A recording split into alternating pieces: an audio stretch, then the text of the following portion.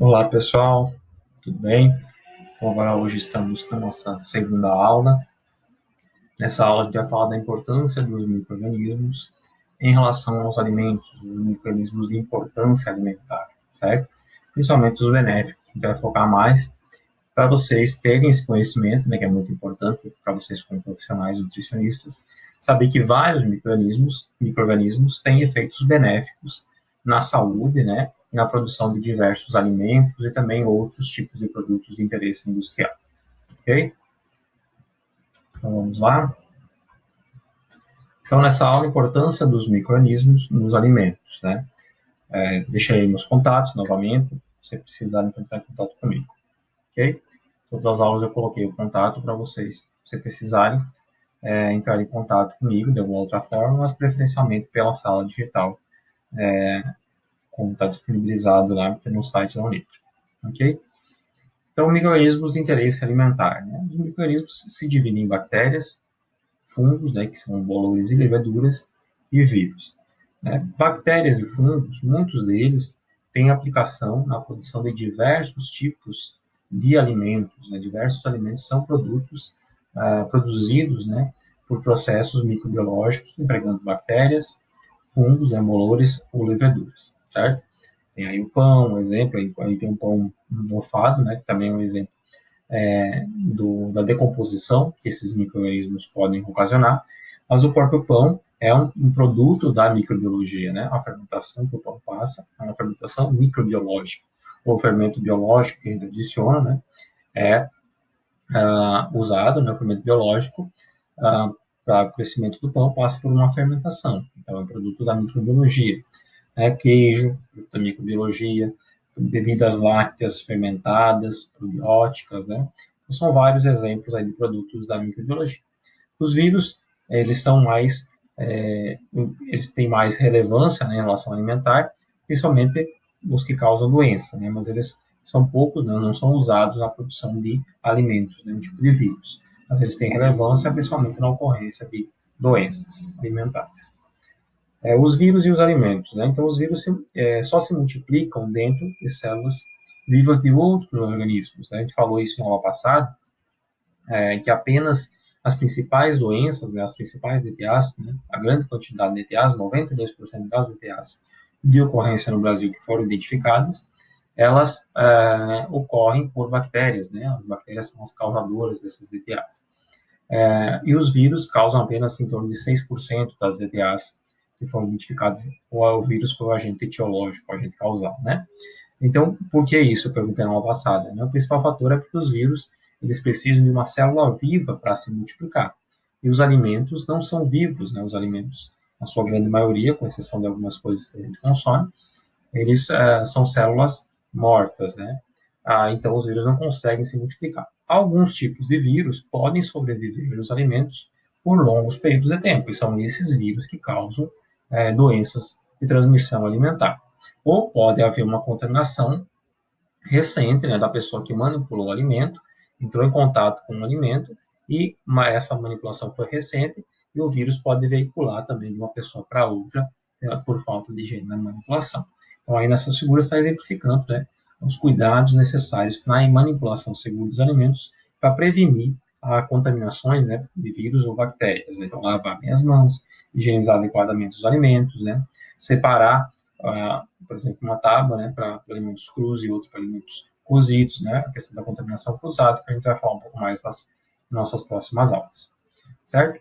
As maiorias das infecções se deve ao contato entre pessoas, de transmissão viral, né, e a transmissão por alimentos é menor, é baixa, né, justamente por esses fatores que a gente acabou de falar. Os vírus, no entanto, eles podem também contaminar podem contaminar bactérias e fungos. Bactérias são vivas, têm células próprias, e tem vírus que contaminam bactérias, né? São os bacteriófagos, né? E tem também vírus que contaminam os fungos. E essas bactérias e fungos podem se multiplicar nos alimentos. Mas, normalmente, esses vírus que contaminam bactérias e fungos não causam doença, né, nos seres humanos, certo? Quais são os principais vírus de transmissão, né, que podem contaminar os alimentos e ser transmitidos pelos alimentos? O vírus da poliomielite, né, paralisia infantil, hoje é bem controlado, né, graças ao grande amplo programa de vacinação, né, que temos no Brasil, como uma referência de vacinação. Então, é um vírus pode ser veiculado por alimentos. Os vírus da hepatite A e hepatite E, né? Cada hepatite, né, é uma doença diferente, né? Hepatite A, B, C, D, E. Cada tipo de hepatite é uma doença completamente diferente, né?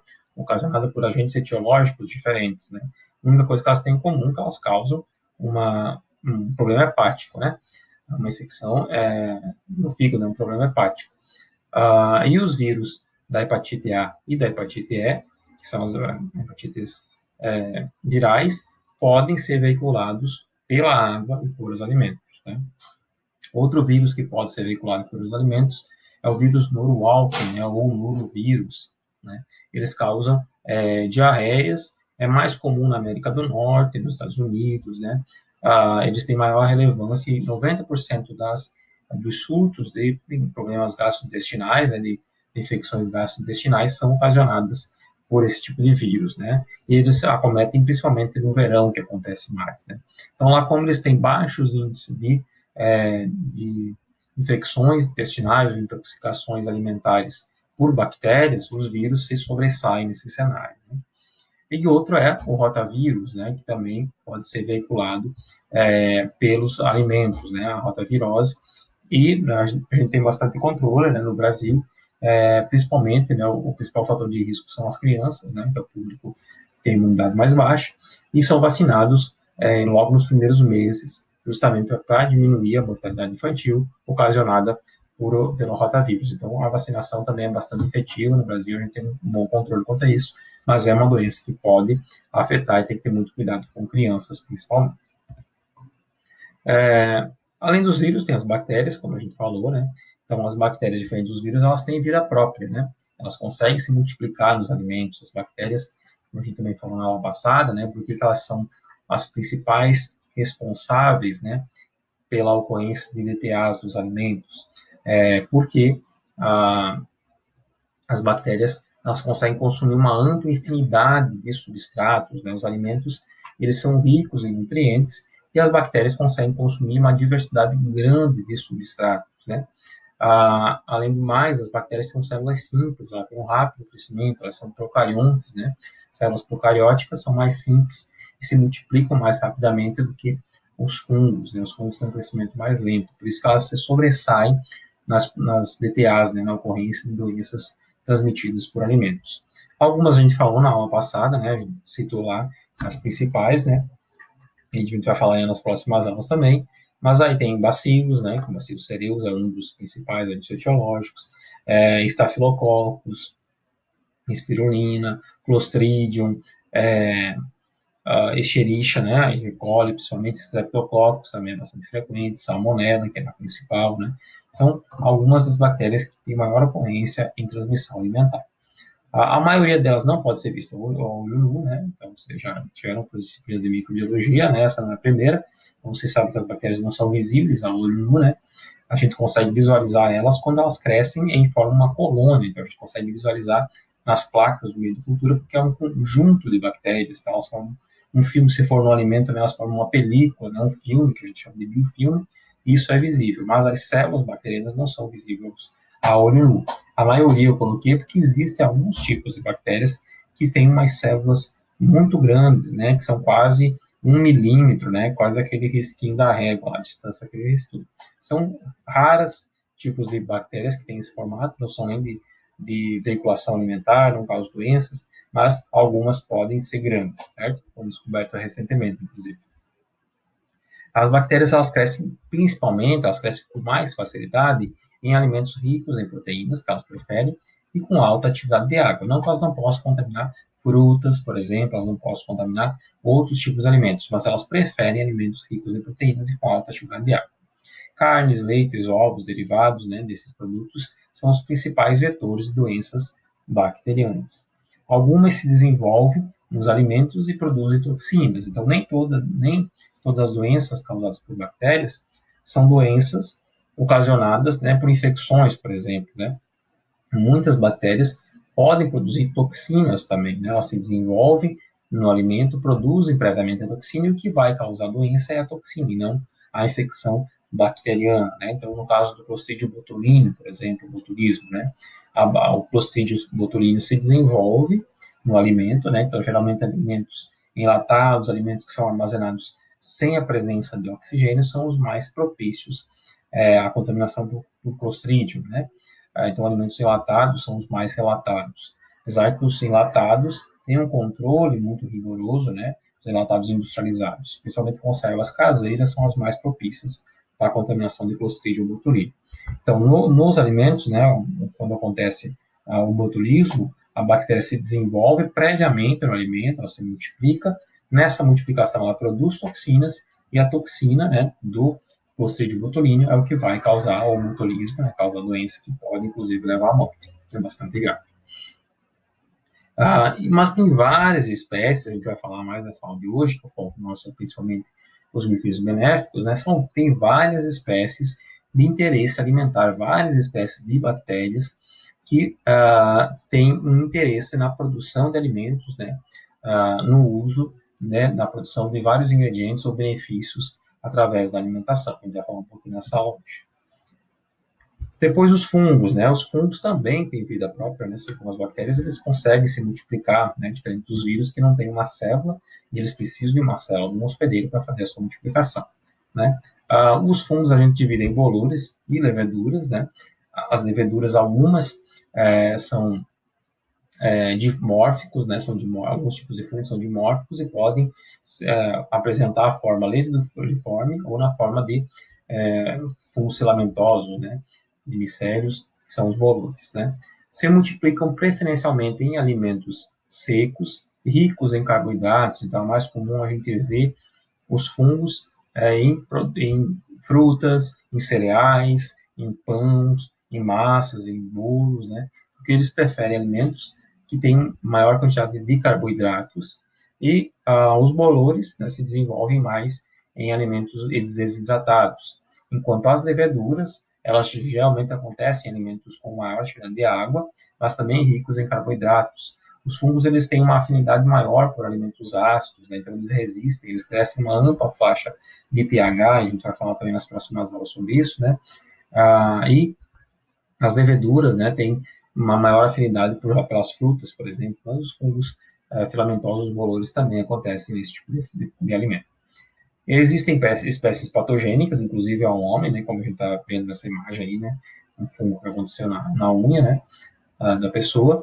Existem espécies que fazem a decomposição dos alimentos, como a gente está vendo aí, e existem muitas outras espécies de interesse alimentar, como está sendo usado nesse queijo, né. É um fungo de interesse alimentar, ele é usado, é empregado, né, para fazer a elaboração desse queijo, um processo de cura desse queijo através desse fungo para dar características de sabor, de paladar específica do metabolismo desse fungo. Os bolores, né? Muitas espécies de bolores produzem toxinas, né? As toxinas dos fungos são conhecidas como micotoxinas. Por que micotoxinas, né? Mico o prefixo, né, de fungos, né? Micose, por exemplo, é uma doença fúngica, né? Micotoxinas são toxinas produzidas por fungos, né? Muitas espécies produzem micotoxinas em alimentos. Existem mais de 400 tipos de micotoxinas, né? São muitos tipos de micotoxinas. A gente não fala muito delas nesse nosso conteúdo, não tá no nosso conteúdo das nossas aulas, mas elas também têm bastante relevância na ocorrência de doenças, né? Apesar que os fungos são menos frequentes, essas toxinas também, mas elas acontecem e causam também doenças pela presença de micotoxinas. A aflatoxina e a alprazoxina são um exemplo dessas micotoxinas produzidas pela espécie Aspergillus flavus, né? As micotoxinas podem produzir efeitos agudos, intoxicações, podem produzir um efeito agudo, quando a pessoa se intoxicou, consumiu um alimento que tinha alta concentração dessa micotoxina, ou a pessoa pode consumir pouquinhas quantidades ao longo de uma vida toda, ou de muitos anos, né, alimentos com pequenas quantidades de micotoxinas, e depois de muitos anos ter um efeito crônico como um câncer. Então, elas também podem provocar esse tipo de manifestação clínica, né? Micotoxinas são frequentemente encontradas em grãos, grãos que foram mal armazenados, cereais, oleaginosas, feijão, milho, trigo, amêndoas, amendoim, castanhas, são mais propícias a esse tipo de, de ocorrência de micotoxinas, né? Então, por isso, o armazenamento adequado, né, desse tipo de produto. Então, saber também de quem você está comprando, para saber se aquele produto é de boa origem, foi colhido, processado da forma adequada, foi bem armazenado até chegar ao consumidor. A umidade e temperatura elevada no ambiente de armazenamento favorece a proliferação desses fungos, desses bolores e produção dessas micotoxinas. Tá? Então, cuidado nesse armazenamento, tanto na fase de colheita, produção, armazenamento e transporte, quanto na fase que esteja na mão de vocês, né, como que vocês vão trabalhar em sua maioria em serviços de alimentação, tanto nesse período de armazenamento que vocês fazem dentro do estabelecimento de alimentação, ele tem que ser bem cuidado para prevenir a produção dessas toxinas. Leveduras, né, também são fungos, as leveduras, se distinguem dos bolores por se apresentarem predominantemente na forma unicelular. Os bolores crescem na forma de micélios, né? As leveduras crescem predominantemente na forma de uma única célula. Há alguns tipos, né, de leveduras crescem, né, alguns tipos de fungos podem ter crescimento na forma de micélios e também de leveduras, dependendo da condição do meio aonde eles se encontram. Né?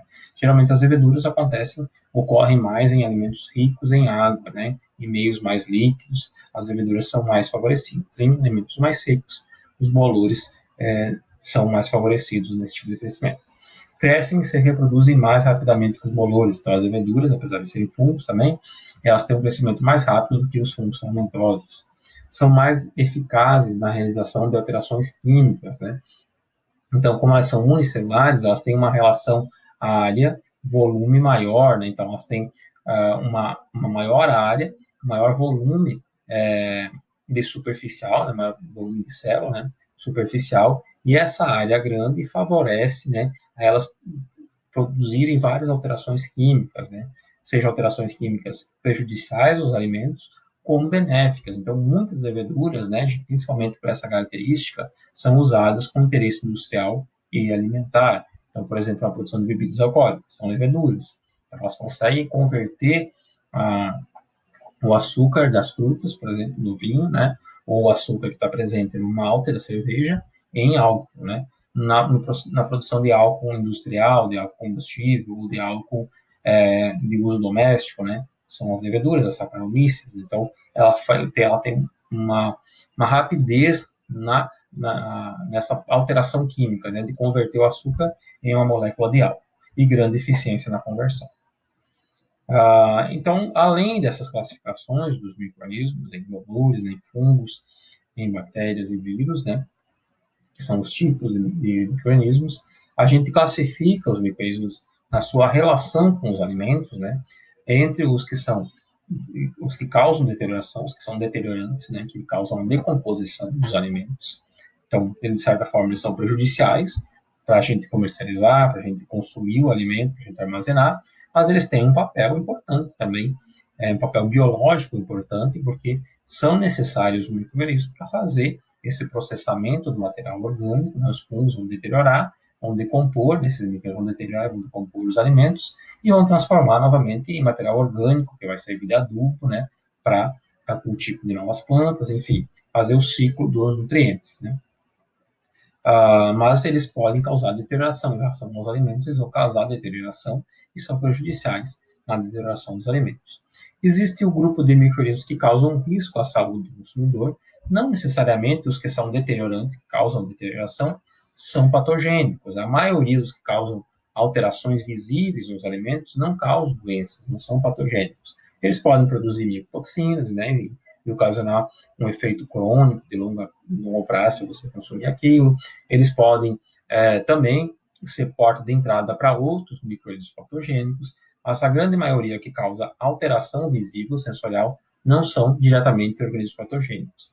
E, em contrapartida, os que causam risco à saúde, os que são patogênicos, né, por exemplo, salmonela, outros tipos de estafilococos, né, que são micro-organismos patogênicos, eles causam poucas alterações sensoriais, né? Não é perceptível essas alterações sensoriais nos alimentos, e a gente acaba consumindo o alimento mesmo contaminado, porque a gente não percebeu que tinha uma alteração sensorial no alimento, né? Então, existe o grupo dos deteriorantes, existe o grupo dos que causam risco à saúde dos consumidores.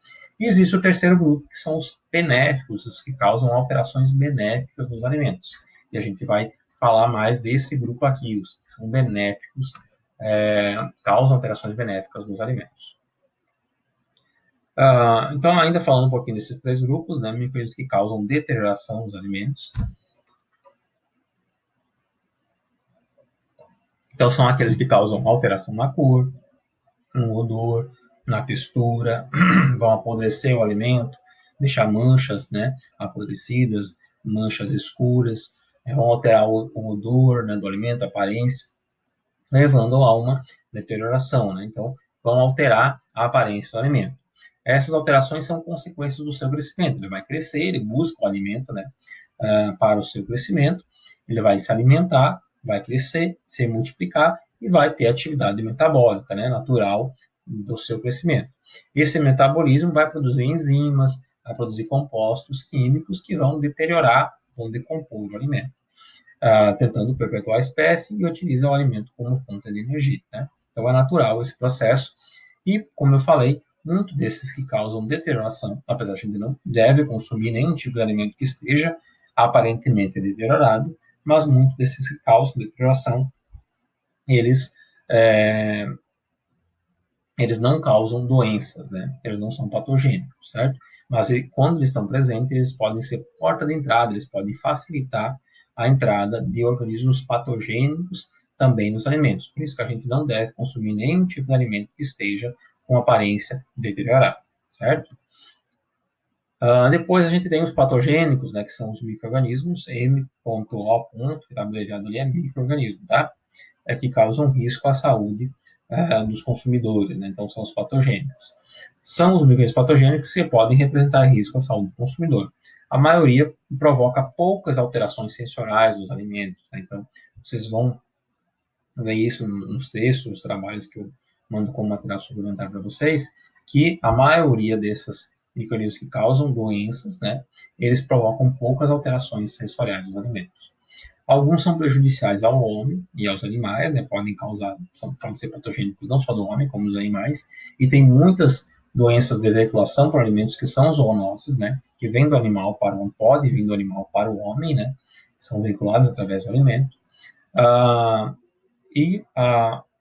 As características de cada doença, o quadro clínico, né, dessa doença, a manifestação, vai depender de fatores inerentes de cada doença. Então, cada doença tem sua manifestação, tem sua dose infectante, e a gente vai falar mais disso nas próximas aulas, certo? E depois a gente tem esse terceiro grupo, né, que é o que a gente vai falar mais hoje, que são os micro-organismos que causam alterações benéficas, né, nos alimentos, que são de importância alimentar.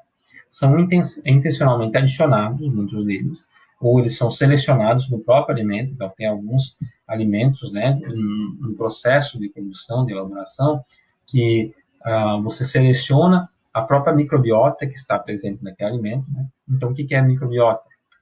Vou voltar um pouquinho para vocês não se perderem, né? Microbiota é a carga microbiana que existe em um determinado local, né? Pode ser no alimento, todo o conjunto de micro-organismos que existem naquele alimento, a gente chama de microbiota. Né? O que está na nossa pele é microbiota da nossa pele. O que está na mesa que vocês estão aí, no computador, no celular que vocês estão assistindo, existe uma microbiota. Em toda a superfície existe um conjunto de micro-organismos. Os micro-organismos estão ao nosso redor, né? Estão dentro do nosso corpo, né? Até falar um pouquinho na outra aula, eu acho, se eu não me engano, que nós, seres humanos, temos mais no nosso corpo células de micro-organismos do que as nossas próprias células humanas, né? Nós temos 1,3 célula microbiana para cada célula humana no nosso corpo. Então, os micro-organismos estão em todas as partes, né? Muitos deles são inofensivos, muitos são benéficos, né? E têm uma importância na produção de algum alimento. Tá? Então, na produção de alimentos que usam micro-organismos, geralmente a gente se adiciona uma espécie específica, né, esse é um processo industrial, para que você garanta que aquela espécie vai se desenvolver no alimento e não outras espécies. Mas existem alimentos, né, que são que usam a própria microbiota que já está no alimento, seleciona ali, através de alguma condição, os micro-organismos que estão no alimento, para que eles produzam alguma alteração no alimento, né, alguma alteração benéfica que você deseja naquele alimento, certo? E eles vão realizar essas reações químicas e bioquímicas e alterar, vão adicionar características de sabor, de odor, de aroma, né? Vão decompor proteínas e produzir peptídeos de cadeia mais curta, com sabores diferentes, vão produzir ácidos graxos de sabores diferentes, sejam bom ou ruim, né? Dependendo, mas se for benéficos, produzir aromas mais agradáveis. Né? Modificam as características do alimento, transformando em outro alimento. Modificam aquele alimento, transformando em outro alimento.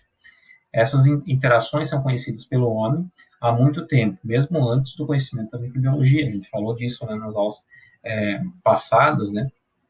Na aula passada, na primeira aula, que a gente falou do histórico, né? O homem descobriu o vinho, descobriu a cerveja, descobriu a produção de linguiças fermentadas, né? A fermentação de produtos cárnicos, ao longo da história da humanidade, né? Na Idade Antiga, na idade, me fugiu a palavra agora, né? Mas muito antes de a gente ter compreensão da microbiologia, né? Então, antes da gente conhecer a microbiologia, saber que existiam os micro-organismos, o homem já sabia manipular as condições do meio para que esses micro-organismos, que eles não sabiam o que era, né? que ocorresse a manifestação desses micro-organismos e eles produzissem aquilo que eles desejavam, né? Então, pegava o suco de uva, colocava em uma condição específica, né, esse suco de uva, para que ele fermentasse e virasse vinho. Não se sabia o que fazia essa alteração, mas em alguma condição isso ocorria. Então o homem já sabia manipular essas condições para produzir os seus produtos de interesse, certo? Então aqui tem alguns exemplos de alimentos fermentados, né? Então a gente tem picles, por exemplo, né? Os picles fermentados, existem muitos picles, que a gente encontra em sua grande maioria, né, nos supermercados, né, são picles de conserva ácida, que é simplesmente pegar os vegetais, colocar dentro do recipiente, né, geralmente com vinagre, com ácido acético, com determinada concentração, com alguns condimentos, e fazer um processo de apertização, que a gente falou também no ano passado, né, aquela cocção em um recipiente hermeticamente fechado. Então, esses são picles de conserva ácida. Mas os picles verdadeiros são alimentos fermentados, né? A gente vai falar um pouquinho aqui na aula, né, mais para frente, sobre essa produção de picles. Geralmente se adiciona uma salmoura que vai selecionar na própria microbiota, né, nos próprios micro-organismos que tem nesse alimento, selecionar aqueles que são capazes de fazer essa fermentação, que é uma fermentação láctica, né? São bactérias láticas que existem naturalmente nos vegetais, elas vão fermentar os açúcares e produzir ácido lático. Esse ácido lático vai conservar o alimento. Então, os picles são um alimento fermentado, né? O shoyu, né, que é o molho de soja, né, shoyu, que é produzido com arroz e soja também, que passa no processo de fermentação. O pão, né, a produção de pão, né, é a Saccharomyces, né, que é usada também nas bebidas alcoólicas, a Saccharomyces cerevisiae, uma espécie amplamente usada na produção de álcool, combustível, bebidas alcoólicas, cerveja, né, vinho, a produção de massas, né, como o pão, que é aquele fermento biológico que você adiciona, são leveduras, né, que passam que fazem a fermentação alcoólica. O pão, nesse processo de fermentação, ele produz álcool, só que o álcool evapora durante a cocção, e também, junto com o álcool, né, a levedura produz CO2, então ela consome uma molécula de glicose, produz uma molécula de álcool e duas moléculas de CO2. E esse CO2 que faz o pão expandir e crescer, né? Então, por isso que precisa ter o açúcar também na massa, você adiciona para fazer essa fermentação. O chucrute, né, que é um repolho fermentado, é uma das formas, também é um alimento fermentado, que é o repolho fermentado, muito comum na cultura alemã, né? O tempeh, o tofu, que é o tofu não é o tofu é um queijo de soja, né, coagulação do leite de soja, né, do extrato de soja. O tofu em si não é fermentado, mas o tofu, depois que você elaborou esse queijo, ele pode passar por uma fermentação. Então, existem também alguns tipos de tofu fermentado que faz uma fermentação após a elaboração desse produto. Cerveja, né, e as bebidas alcoólicas, que a gente já falou, né, vinagre, o vinagre passa pelo processo de fermentação, né? Então, o vinagre vem ter algum, anterior à produção do vinagre, você tem que ter álcool, né? Então, seja um suco, por exemplo, o vinho, né? Vinagre de vinho. Você pegou o suco de uva, transformou em vinho, pegou o vinho e transformou em vinagre, porque o vinagre é o ácido acético que está presente, né, no vinagre, que é o que dá aquela acidez característica. O ácido acético vem da oxidação do álcool. Então, ele tinha que ter álcool para se virar vinagre, né, para transformar em ácido acético. Então, é uma bactéria que faz, as bactérias acetobactérias, né, que fazem a conversão do álcool em ácido acético. Então, por exemplo, tem vinagre de vinho. Pegou o vinho e transformou em vinagre. Vinagre de maçã. Pega um suco de maçã, fermenta a maçã, né, esse suco de maçã, produz uma bebida alcoólica, né, semelhante à cidra, por exemplo, né, que é gasificada, mas tipo um vinho de maçã, né, uma bebida alcoólica de maçã, pega essa bebida alcoólica e transforma esse álcool, né, converte através dessa bactéria Acetobacter em ácido acético, em vinagre de maçã. Vinagre de álcool, né, pega o álcool, né, álcool de cana, dilui numa concentração mais diluída, não pega o álcool em concentração, né, dilui ele com água e faz uma fermentação adicionando acetobacter, transforma esse álcool em ácido acético. Então, é o vinagre de álcool. Então, o vinagre pode ser feito com tudo que possa ser fermentado, produzir álcool pode virar vinagre, né? O kombucha, o kombucha, né, que as pessoas conhecem, também é um cultivo de micro-organismos probióticos, né? Você adquire na internet, compra, ou tem também grupos de doação na internet, né, tanto do kefir quanto de kombucha, é muito fácil você encontrar na internet grupos de doação, né, você tem que ter a cultura start, a cultura iniciadora, né, então você pega esses discos, né, de kombucha, né, esse anel aí, como está aparecendo nessa imagem, e coloca em um chá, né, geralmente se cultiva em chá verde, né, ou em chá mate, né, a base de erva mate, você cultiva ele nesse chá, ele faz uma fermentação desse chá e produz gás também, né, transforma o sabor, altera o sabor desse chá, produz gases, né, e fica levemente gaseificado, né, então tem um paladar bastante agradável. E também é benéfico, né, tem uma cultura, esse disco, né, tem várias espécies de micro-organismos que são probióticos benéficos. O kefir, que pode ser cultivado na água ou no leite, o kefir é um só, né? É um conjunto de micro-organismos, são várias espécies, dezenas de espécies de micro-organismos, tem bolores, tem bactérias, tem leveduras, que pode ser cultivado na água com açúcar, que na verdade a fonte de nutrientes vai ser o açúcar e não a água vai ser só o veículo, ou cultivada no leite, né? Então os nutrientes do leite servem também para esse cultivo. E se cultivado no leite, vai produzir uma bebida semelhante a um iogurte, mas com um sabor um pouco diferenciado, né? Um sabor mais característico do kefir, tem um leve sabor de ácido acético, de vinagre, né? Um sabor bastante mais intenso, né, do que o iogurte, mas é bastante agradável e é um produto muito benéfico também à saúde pela questão de ter micro-organismos vivos e espécies probióticas também ao homem, né? Então, esses alimentos fermentados são ricos em nutrientes, bactérias benéficas a organismos, ajudam o intestino a absorver vitaminas, sais minerais, aminoácidos, né? Então, esses probióticos, né, em alguns deles que têm probióticos, lá no intestino, essas espécies vão fermentar fibras e produtos que a gente não faz a digestão e melhorar a digestão dessas fibras e também facilitar a absorção de outros nutrientes, sais minerais e vitaminas, certo? Então, além das aplicações nos alimentos fermentados, né, que são usados vários micro-organismos para produzir alimentos fermentados, tem também aplicações industriais desses micro-organismos benéficos, né? Então, outras aplicações industriais, né? Ácidos orgânicos, como ácido cítrico, ácido lático, ácido acético, são produzidos por processo de fermentação microbiológica. Enzimas, amilases, proteases, lipases, pectinases, lactase, né? Então, a amilase faz o quê? Degrada amido, protease degrada proteína, lipase degrada lipídios, né? Gorduras, pectinases degrada pectinas, que é o que tem na casca das frutas, né? Então, são muito usadas pectinas, por exemplo, e amilases são usadas em grande quantidade na indústria de extração de suco, porque a casca das frutas, elas têm grande quantidade de pectinas. Então, quando você usa uma pectinase, e também de amido, né? uma amilase, você aumenta o rendimento da produção de suco, né, da extração da fruta. Proteases são muito usadas na indústria de produtos cárneos, né, para você digerir a proteína que fica impregnada nos ossos, por exemplo, e você extrair essa proteína que estava grudada nos ossos, né, esses resíduos de carne grudados nos ossos, e produzir vários, né, embutidos, enfim, que são usados essa carne mecanicamente.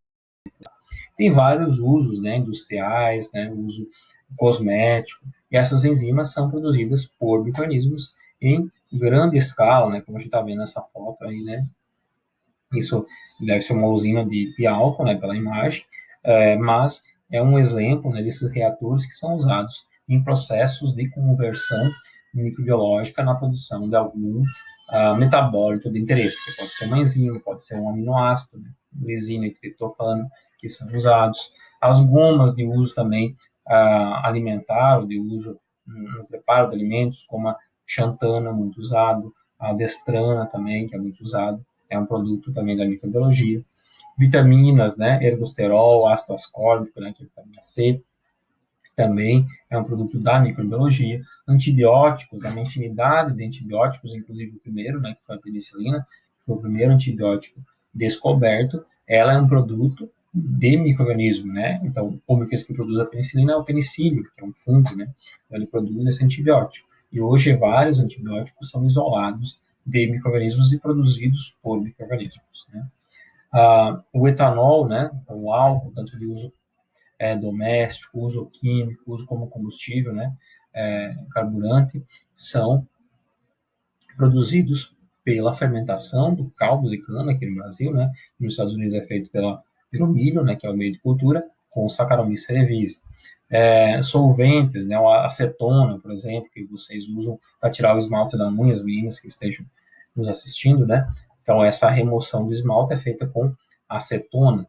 A acetona é um produto também da microbiologia, claro que ele produz em uma outra concentração, tudo isso é feito uma extração concentrada para chegar na forma que chega até você, mas foi o microorganismo que produziu a molécula de acetona. O butanol também, que é um solvente de uso industrial, é um produto também de microorganismos. Tratamento de resíduos agroindustriais, então, as próprias indústrias de alimentos que produzem grande volume de resíduos, né, umas indústrias grandes, laticínios, frigoríficos, produzem toneladas de resíduos diários, né? Então, esse tratamento desses resíduos é feito com micro-organismos. O próprio tratamento de resíduos, né, de resíduos domésticos, né, de esgoto doméstico é feito com o uso de micro-organismos.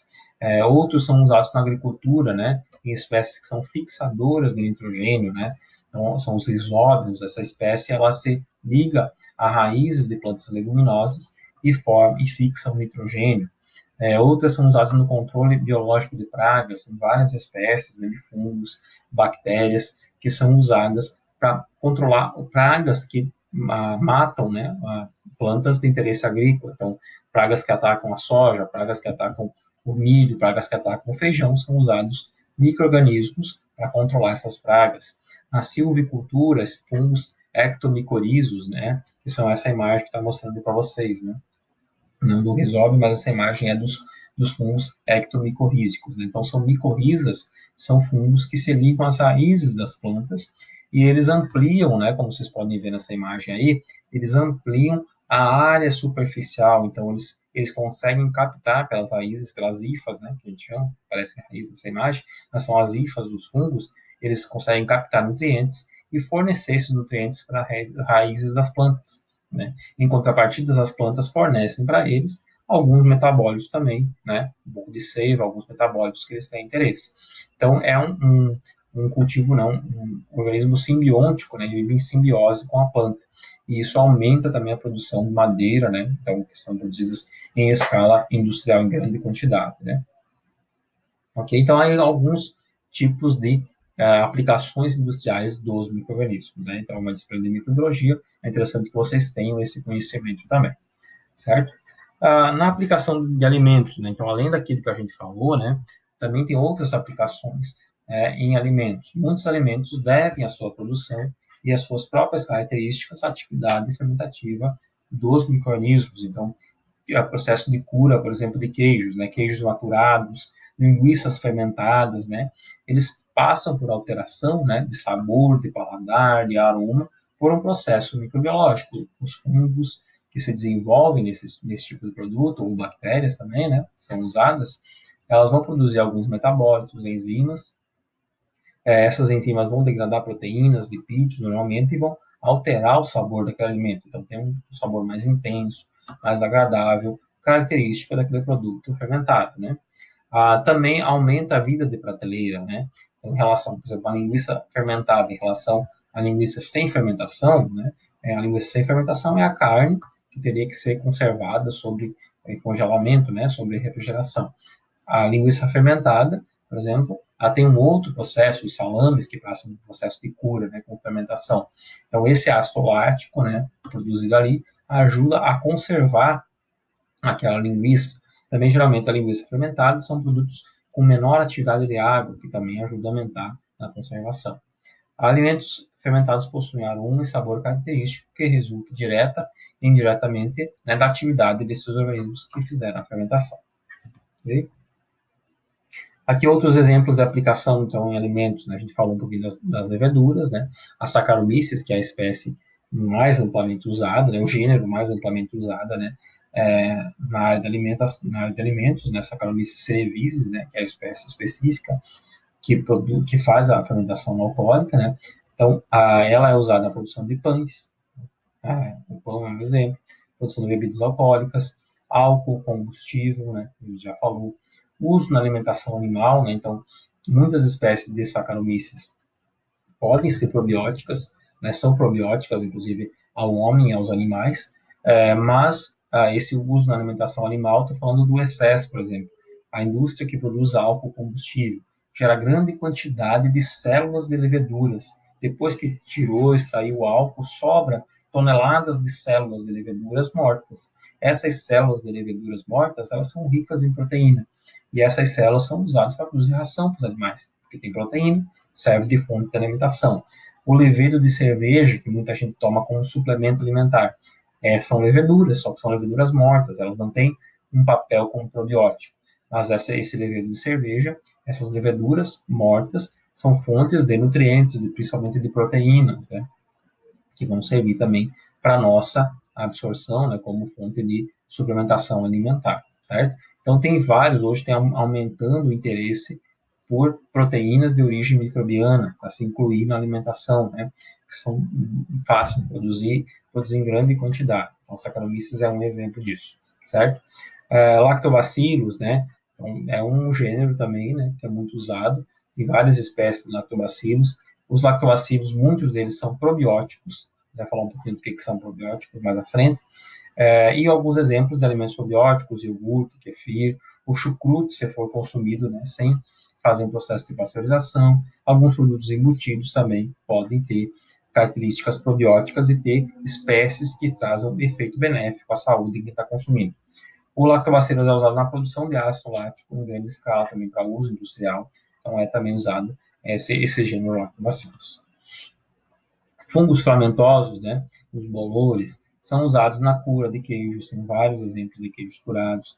Embutidos carnes curados também são usados, alguns tipos de bolores. E na produção de cogumelos, né, então a gente consome, muitas pessoas consomem e gostam muito dos cogumelos, né, e os cogumelos são o corpo de frutificação dos fungos, né, dos fungos filamentosos, dos bolores. Né? Então, algumas espécies mais conhecidas, mas tem centenas de espécies, né, comestíveis de cogumelos, né, champignon, portobello, shiitake, maitake são os mais conhecidos, né. Então aqui tem um resumo de alimentos fermentados, alguns exemplos de alimentos fermentados, a matéria-prima que é usada e os micro-organismos, né? Então vocês deem uma olhadinha aí, as espécies, né, que são usadas para esses alimentos. A gente vai falar um pouquinho de alguns deles na sequência aqui, eu vou andar para não me estender muito no vídeo também. Depois vocês deem uma olhadinha nas espécies que são usadas na produção desses alimentos. Então, falar um pouquinho dos probióticos, né? Então, o que são alimentos probióticos? Alimentos probióticos são aqueles que têm um efeito benéfico à saúde do consumidor, de quem está consumindo, né? Eu coloquei aqui no outro slide isso. Os probióticos são micro-organismos vivos capazes de melhorar o equilíbrio microbiano intestinal, produzindo efeito benéfico à saúde do consumidor, de quem está consumindo. Então, existe uma lista, né, na Anvisa, e essa lista é constantemente atualizada, de acordo com esses critérios, né? Algumas espécies, nem todas as espécies, não basta ser um organismo vivo, né? Tem que ser uma espécie de geralmente bactéria ou de fungo, né? Pode ser bolores e algumas leveduras, que tem um comprovado, né, efeito sobre a flora intestinal, elas se aderem à flora intestinal e elas produzem um efeito benéfico na saúde do consumidor. Então, frequentemente a Anvisa atualiza essa lista de quais são as espécies probióticas, né, e qual é a quantidade mínima que tem que ter dessa espécie para ser considerado um alimento probiótico, né? Então, para ser considerado um alimento probiótico, tem que ter no mínimo 10 na 7 UFC, né, unidade formadora de colônia, por grama do alimento, né? Então, aqui alguns benefícios dos probióticos, eu passei esse slide para chegar lá, né? Então, os probióticos trazem benefícios na produção de vitaminas, muitas vitaminas são produzidas pelas espécies probióticas, todos nós temos, né, a nossa própria flora intestinal, a nossa flora de organismos probióticos. Em alguns momentos, quando a gente baixa a nossa imunidade, a gente toma um medicamento antibiótico, né, de amplo espectro, vai diminuir essa flora microbiana. A gente tem uma infecção intestinal, vai diminuir essa flora probiótica.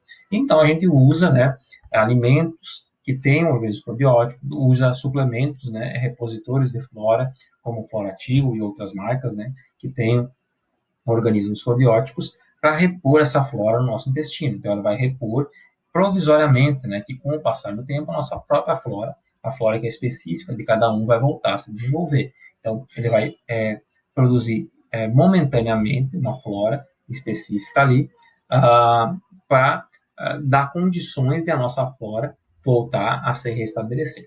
A nossa flora, ou aquilo que a gente consome, trazem esses benefícios, né? Então, esses organismos esses micro-organismos, né, no nosso sistema intestinal, na nossa flora, eles trazem esses benefícios, né? Produção de vitaminas, muitas vitaminas são produzidas, né, no nosso intestino, são absorvidas por lá, equilíbrio dessa flora intestinal, né, e reequilíbrio da nossa flora microbiana, inibição de patógenos, né, eles produzem ácidos, né, normalmente acidificam, esses probióticos produzem ácidos, vão acidificar o nosso intestino e vai inibir a presença de patógenos, né, vai aumentar o nosso sistema imune, né, porque de certa forma eles são organismos estranhos, não são do nosso corpo, né? Então eles vão ficar reclusos ao nosso sistema intestinal e o nosso sistema imune vai estar monitorando para eles não saírem dali. Então isso fortalece esses compostos que eles produzem, fortalece o nosso sistema imunológico.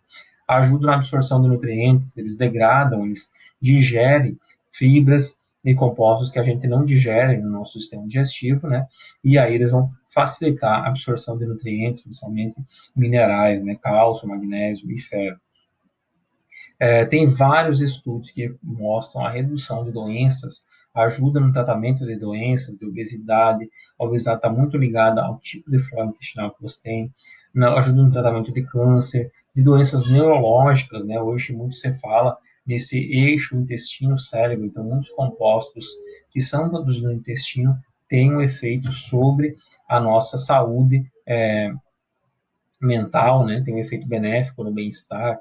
Então, muitos desses compostos benéficos são produzidos por esses organismos probióticos. Tem vários estudos sobre isso.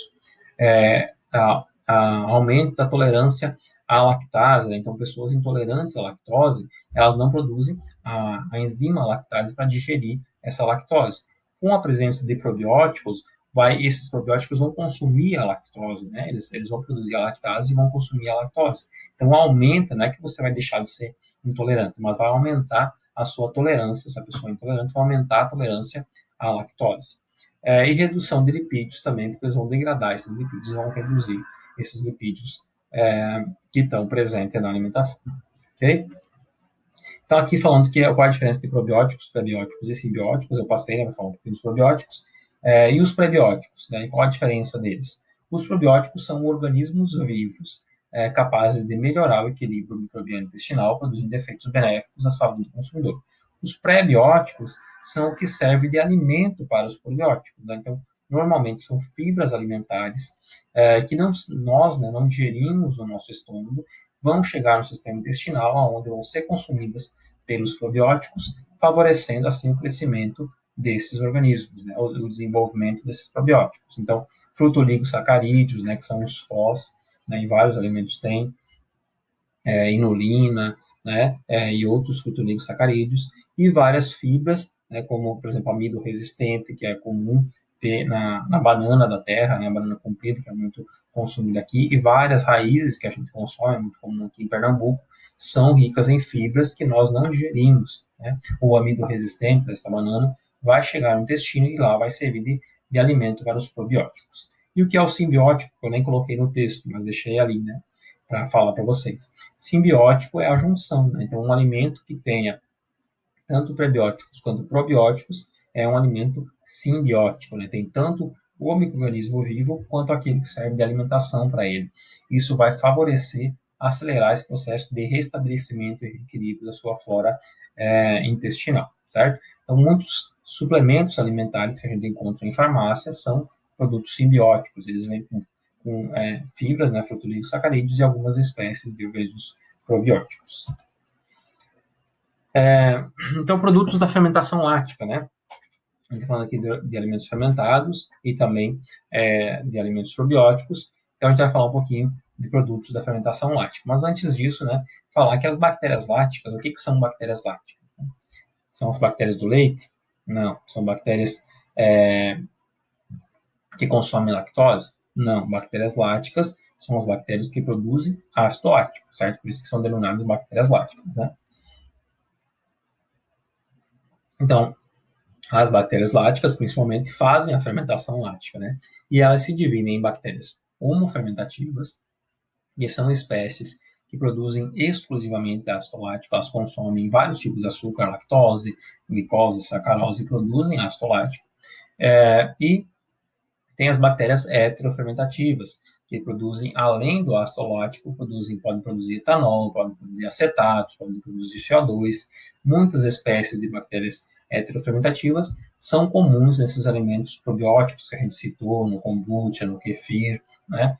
Existe a presença dessas bactérias heterofermentativas. Bactérias homofermentativas são mais comuns, são encontradas em produtos industriais, né? Iogurte, por exemplo, que você adiciona uma cultura starch, uma cultura iniciadora, geralmente são culturas espécies que fazem só a fermentação lática, que produzem só ácido lático, desculpa. Dessas espécies para produzir iogurte, por exemplo, que tem um sabor característico. Outros alimentos probióticos, como a gente falou, geralmente tem espécies que são heterofermentativas. Então, alguns exemplos de produtos da fermentação lática.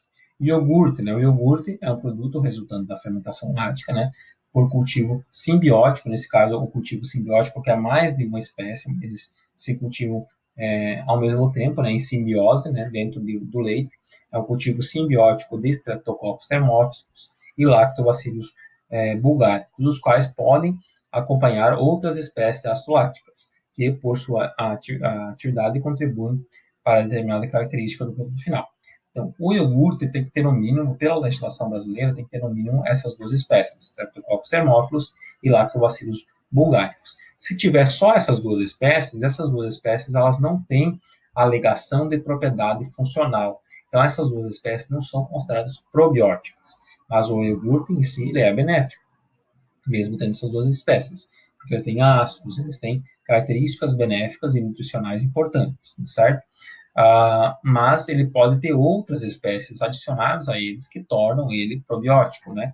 Por exemplo, a gente tem Activia, que é muito conhecido, né, como um iogurte probiótico, e tem outras espécies que são uma outra espécie que tem uma comprovada eficiência de contribuir na saúde que está consumindo. Então, ela é uma espécie probiótica, certo? Bebidas lácteas, né? As bebidas lácteas, diferentes do iogurte, né? O iogurte é a fermentação do leite, né? Sua maioria, né? A bebida láctea, ela tem que ter no mínimo 51% de base láctea, né? Então, os ingredientes lácteos têm que somar 51%. Então, geralmente, na bebida láctea, ela é mais fluida, né? Ela é mais líquida, porque ela é adicionada vários outros compostos além do leite, certo? Leite reconstituído, né? Derivados de leite, fermentado ou não. Existem bebidas lácteas que não são fermentadas, mas aqui a gente está falando das bebidas lácteas fermentadas, como esse ninho, por exemplo, ou vários tipos de bebidas lácteas que a gente encontra isso aqui. Nas bebidas lácteas fermentadas também ocorre a fermentação lática, né? com a adição normalmente desses mesmos dois micro-organismos que são usados na fermentação do iogurte, certo? O queijo Pepete Suisse, né? Que é o que a gente conhece como danoninho, né? Então, o danoninho é um queijo, ele não é um iogurte, né? Ele é um queijo de coagulação ácida, né? Então, ele passa por uma fermentação com a adição de alguns mecanismos. Essa fermentação, ela diminui o pH até o ponto isoelétrico da caseína e vai separar a caseína do soro do leite, né? Retirar do soro, né? Então, essa pasta, né? Geralmente ela pode ser consumida também salgada, mas ela pode ser consumida com frutas, da forma doce, como o danoninho, né? Que ele é um queijo de coagulação ácida, certo? Passa por uma fermentação láctea. Muitas pessoas fazem, né, que consomem kefir em casa, eu falo muito do kefir. O kefir, você fermenta o leite, né? Quem usa kefir de leite, fermenta o leite por um tempo maior, vai separar o soro da